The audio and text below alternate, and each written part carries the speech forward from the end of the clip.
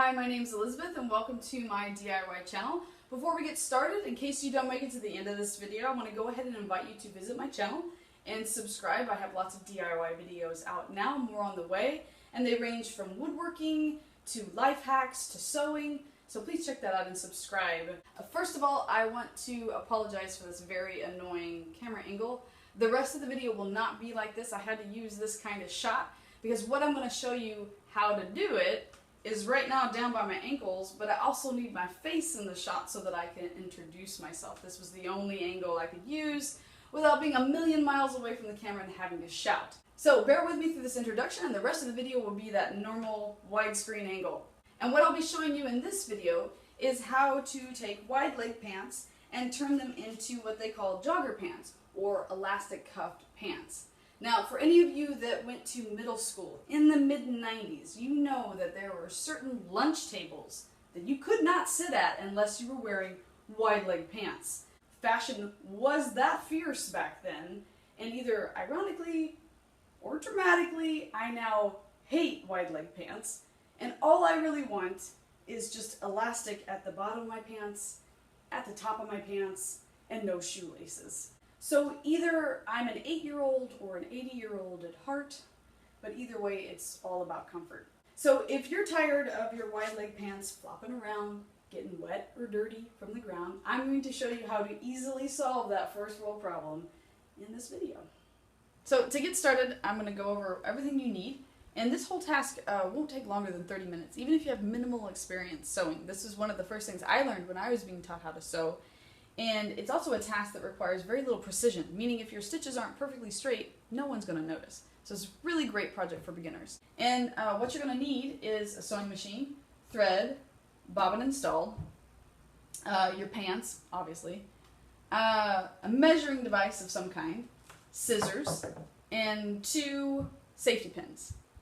You can see it. You know what a safety pin is. And lastly, you're going to need elastic. And I'm using 1/2 inch elastic, meaning it's a 1/2 inch thick because I already had it. And it also doesn't matter what color you use. Elastic comes in different colors, doesn't matter. You're not going to see it. And I actually would suggest that you go with 1/2 inch elastic too, even though I'm using it because I already had it. I think it's kind of an ideal width of elastic because if you go smaller, 1/4 inch, that's for children's clothing. It's a little too delicate. And if you go any bigger on the elastic and say you get an inch thick elastic, that's going to end up taking up about 2.5 inches of fabric off the bottom of your pants. And then you're going to end up with high waters, and nobody wants that. That's for like your 50s. And here we're going 8 or 80, not in between. So 1/2 inch elastic is what I think is going to fit the bill best. So first we need to cut down the elastic to the proper length. And to do this, you need to measure your ankle. And I'm going to measure my ankle around the largest part of my ankle, putting the measuring tape around my 2 ankle bones because I actually like my jogger pants to kind of rest at the top of my foot and not be up here like squeezing and constricting the blood flow from my foot. I actually like it to kind of just sit at the top of my foot. So I'm going to measure around the largest part of the ankle, and that comes up to about 9.5 inches. So I'm going to cut off a little bit more than that. I'm going to cut off about 10 or 10.5 inches because later, if we find out that it's not enough elastic, we can always cut it off. It's harder to add elastic. It's much easier to cut it off. So I'm going to cut off 10 inches for my elastic.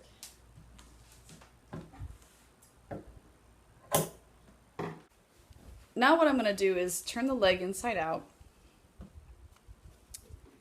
and I'm going to hem it about an inch deep.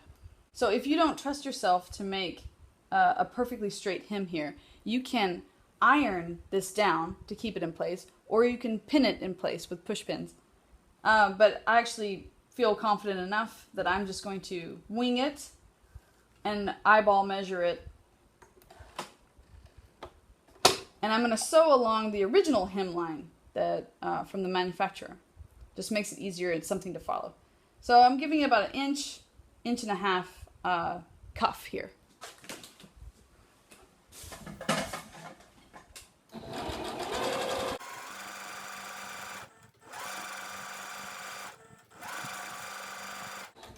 And one thing to keep in mind when you're coming around the cuff is that this inseam here, try to line up the inseam on the hem with the inseam on the fabric that will be showing on the outside.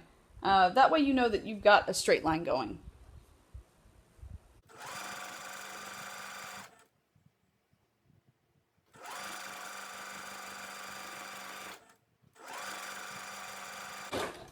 Okay, so now I've come all the way back around from where I originally started sewing.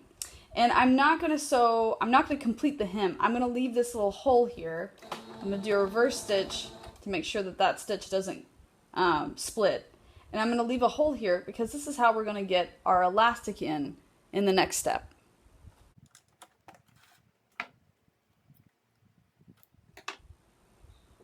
Now we're going to put this elastic through using these safety pins.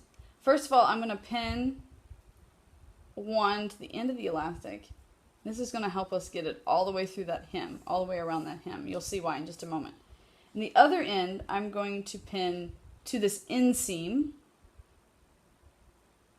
so that when we are dragging this elastic through, that we don't drag the end through too and lose the end inside of it, because we're going to need that later to sew it to this end. So now you're going to see why this safety pin is so important. When you pull it through, it's easier to find that safety pin in the blind than it is to feel the end of the elastic by itself. So here I can easily find that safety pin and drag the elastic through the hem. And because the elastic is pinned to the inseam here, it's not going to follow, the end isn't going to follow and get lost inside.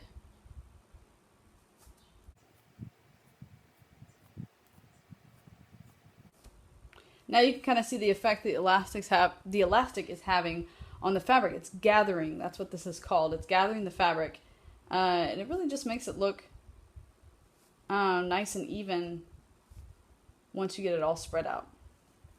We've come all the way around. Here are the two ends that we're going to sew together. Now, if you're not sure if this elastic is the correct length for you, what you can do at this point is pin these two together with one of these, either one of the pins. Pin these two ends of elastic together and try on the pants as they are right now without everything sewn back up. That way, if you need to cut some elastic off and make the cuff a little bit tighter, you can. But I already know that 10 inches is the right length for my elastic because I've already done the other cuff. So I'm going to go ahead and sew these two pieces of elastic together in this next step.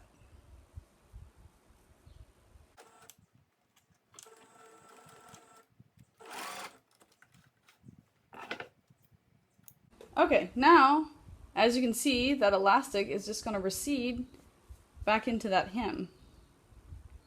And the last step is to close this hem off and encase that elastic completely into the hem.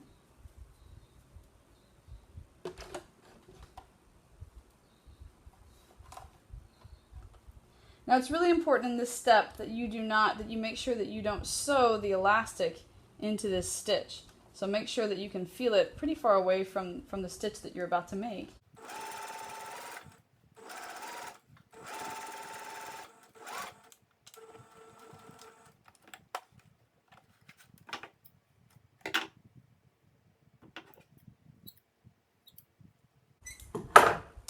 And now you evenly distribute the gathering around the elastic, and you're done. So thanks for watching. If you liked this video, found it helpful or funny, please hit the like button below. As always, subscribe to my channel. That's greatly appreciated. And you can check out my Etsy store at RoughDraftDIY.etsy.com, where I sell a lot of the things that I make, some of the things that you'll see in my videos. And you can find me on Instagram and Twitter at RoughDraftDIY. Once again, thank you for watching, and I'll see you in the next video.